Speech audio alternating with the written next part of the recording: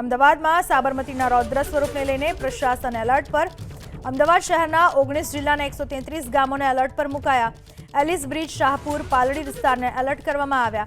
નવા વાડજ, જૂના વાડજ, રખિયાલ વિસ્તારને એલર્ટ કરાયા। કોચરબાશ્રમ, સુભાષ બ્રિજ વિસ્તારને એલર્ટ કરવામાં આવ્યા।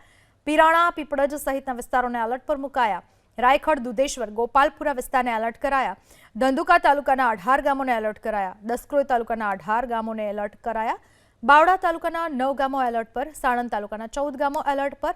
ધોળકાના 74 ગામોને એલર્ટ કરાયા।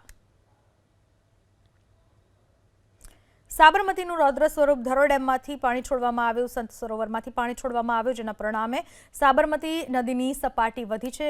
રૌદ્ર સ્વરૂપ સાબરમતીનું, જેના પરિણામે પ્રશાસન પણ એલર્ટ મોડ પર। અમદાવાદ શહેરના 19 વિસ્તારોને એલર્ટ કરવામાં આવ્યા। જિલ્લાના 133 ગામોને એલર્ટ પર મૂકવામાં આવ્યા છે।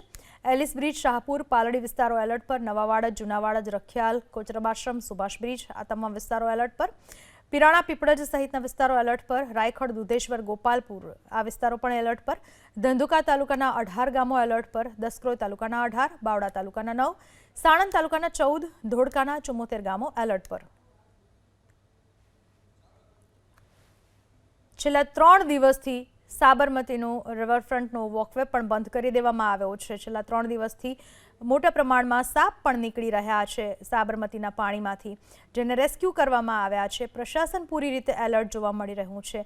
ઉપરવાસમાં વરસાદને પરિણામે ધરોઈ ડેમમાં પાણીની સારી એવી આવક થઈ હતી। ધરોઈ ડેમ અને સંત સરોવરમાંથી પાણી છોડવામાં આવતા સાબરમતી નદી છેલ્લા 3 દિવસથી બે કાંઠે વહી રહી છે।